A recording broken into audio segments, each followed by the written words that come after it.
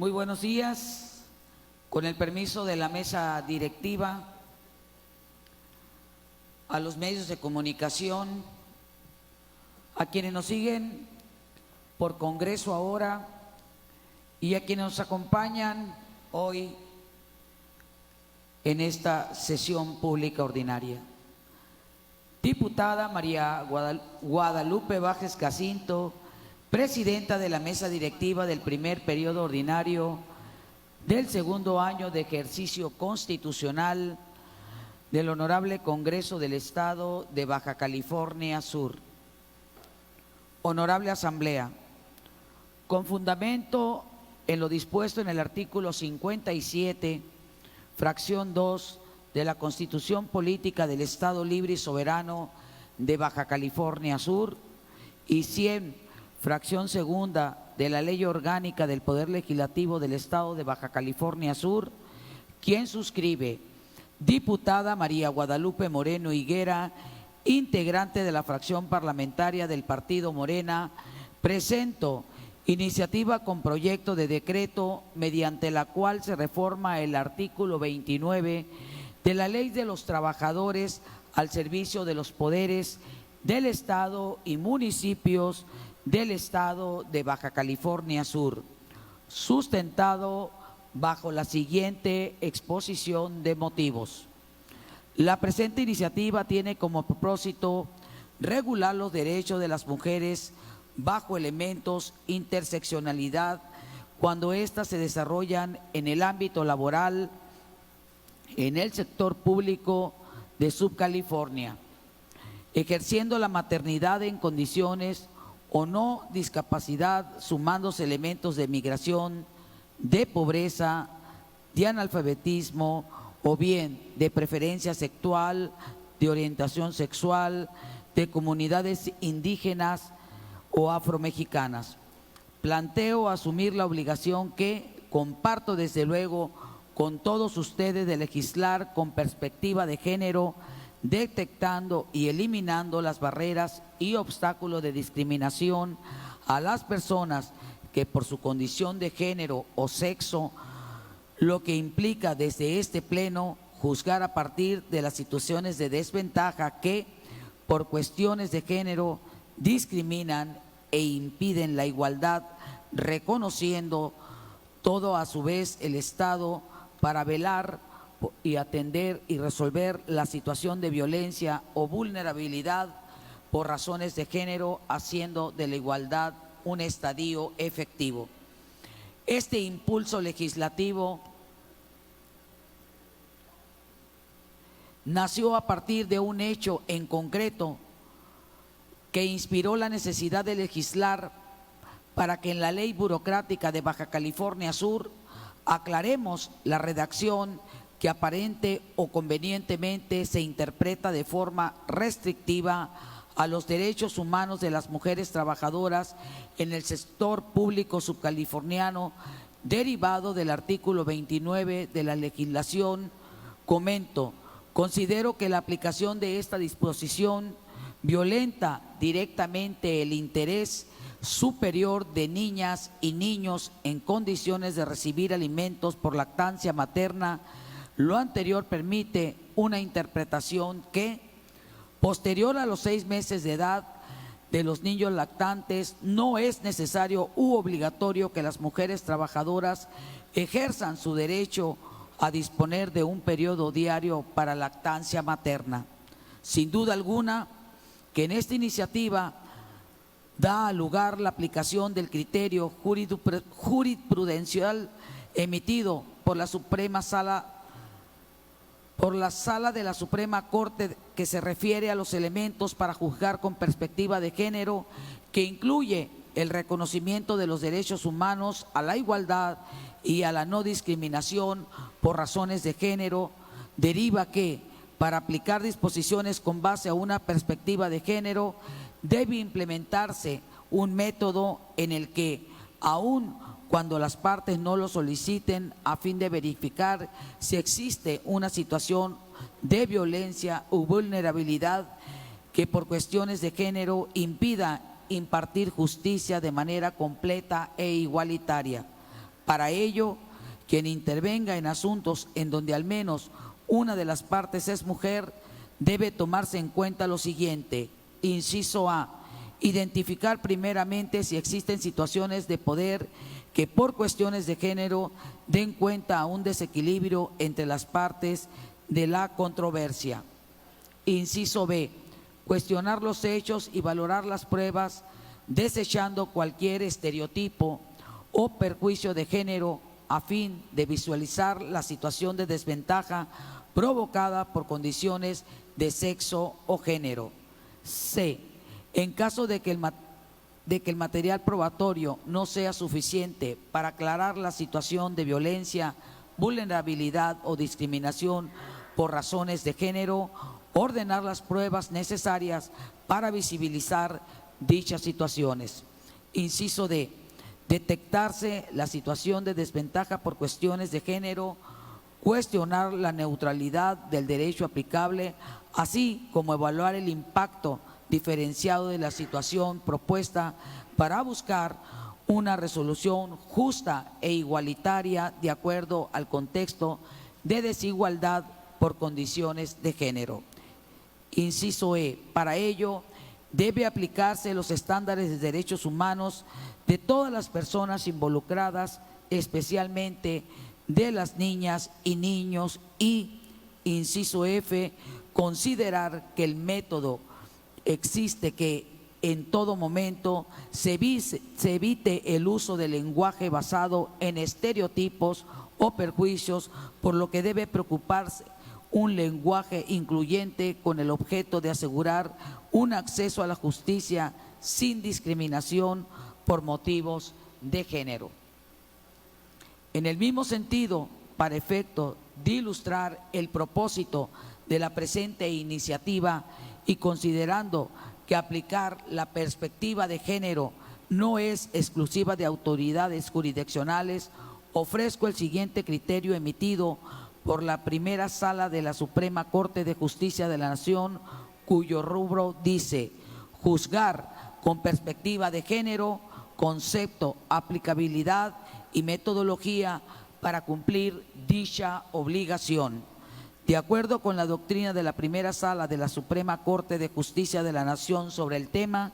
la perspectiva de género constituye una categoría analítica, concepto que acoge las metodologías y mecanismos destinados al estudio de las construcciones culturales y sociales entendidas como propias para hombres y mujeres, es decir, lo que histórica, social y culturalmente se ha entendido como lo femenino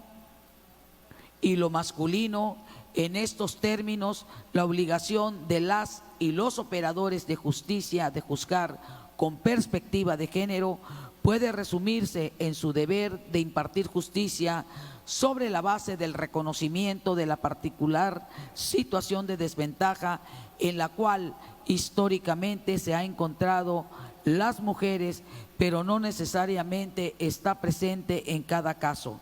Como consecuencia de la construcción que socioculturalmente se ha desarrollado en torno a la posición y al rol que debieran asumir como un corolario inevitable de su sexo, la importancia de este reconocimiento estriba en que él surgirá la posibilidad de quienes tengan encomendada la función de impartir justicia puedan identificar las discriminaciones de que derecho o de hecho pueden sufrir hombres y mujeres, ya sea directa o indirectamente, con motivo de la aplicación del marco normativo e institucional mexicano.